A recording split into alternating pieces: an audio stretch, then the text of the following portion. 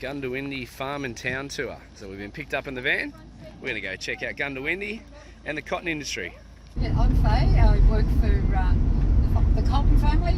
I've been doing our tour for 13 years, had our cotton tour, and also I've lived in this great town of Goondiwindi for 50 years. We're crossing over now to New South Wales, Faye. So you'll feel the bump. Here we go. Now we're into New South Wales. We're going forward in time. Daylight savings.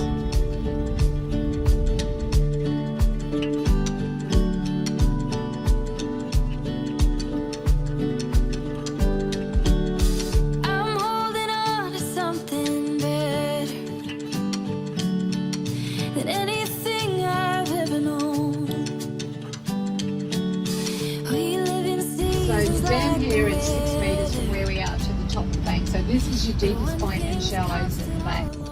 We're hopping out of the bus and we're going to walk up and have a look at the top of the dam. Check out how much water is up there.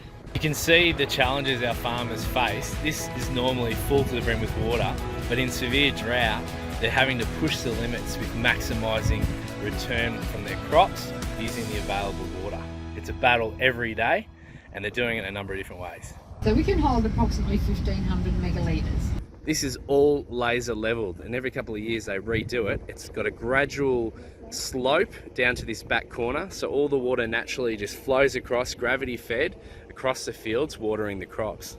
Where we're standing here is the bottom of the fields, and this is where all the water, all the runoff from the fields ultimately comes down to the bottom and is then poured in here and then taken back to the top of the farm again. So recycling is really important. It's all about innovation here on the farm, and this watering system is something they've set up recently to try a different style of watering of the crop. It's really impressive how farmers are actively working to modernise, improve and enhance old traditional farming methods using technology from today. Now these are air seeders. Once again, on smaller acreage they've gone and put in seed bins and planted that way, and these are air seeders as well. So it's all important about getting the depth of the width when you're planting, of course, to get that accurate. Out we hop. We're going to have a look at this picker. This is a cotton picker. So what it does is pick the cotton off the front, takes it up through, vacuums it up into that, and it puts out a big round bale that weighs 2.5 tonnes. So this is how it comes out before it gets processed for the seed and everything to come out here like this. This is how it leaves the farm. It's got to go all the way where I'm going to take you shortly over to where the gin is. So this has got to come all the way back on the highway again. Done. So this is how the men have to water. Okay, just see if I can get it for you. Yeah. If you want to have a go, you might be better than me. So Jed's replicating here what the farmers would do to bring the water out of the dams and the storage areas onto the fields. It's actually all done by hand. You're going to run? You see what's going to run on you. Yay! You got to run, Jed. Let's go. Hey. Look at that. Oh, Harry, you got it quickly. Yeah, let it run, let it run. Let it run, you can stop once it starts coming out. There, stop. And it keeps running.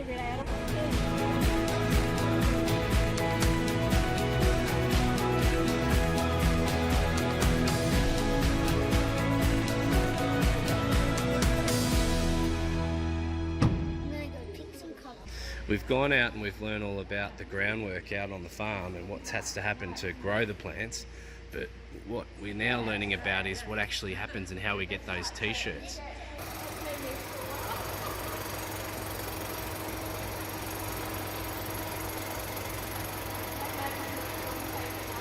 That is literally fresh off the tree, boys. Look at that. Feel that? Feels like the inside of your pillow or your teddy bear.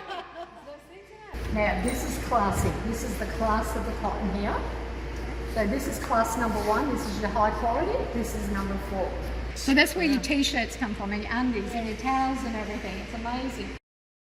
So cotton comes in here. It has to go on the weighbridge. This is the McIntyre Gin Cooperative. So there's 2 sheds here that process the wool that comes in from the local farmers. So the sheds behind us is where the seed is stored. So your round bale, when it comes out and finishes here, once everything's taken out of it, you can put out 4.5 bales that we export at 227 kilos. Pulling into Goondiwindi Cotton. So this is the retail front, is it? Yeah, so this is the retail of this part of it. Yes. But we do supply to 200 outlets around Australia, from Darwin all the way down to Victoria and Tasmania. Coming in from the fields now into the retail shop, we've heard about how the twine is processed overseas, turned into material, but it wasn't always the case. They used to do a lot of stuff locally here in Goondiwindi. Yeah, so the twine used to be sent back from overseas, and there was a processing plant here that made it into the fabrics. There was then 15 local women who were trained and employed by Goondiwindi Cotton, who worked in their own homes to sew all of the garments. So it was all done locally, and it's very much a community focused business. Damper. So we're just having some morning tea now, and so they're putting a bit of a spread for us and damper as part of the tour. And this is again something local, so the local bakery prepares this, and it's about supporting the community. Yeah, it is. It's very heavily compressed in. And then when it goes to the spinning mills, they line up between 50 to 200 of them. And they cut all the strapping, it flops everywhere, and they start spinning. So Goondiwindi cotton is available all across Australia, and there's garments for all seasons and all climates, from all the way down to Tasmania to out in the outback in the heat, all different mixes and designs. Right.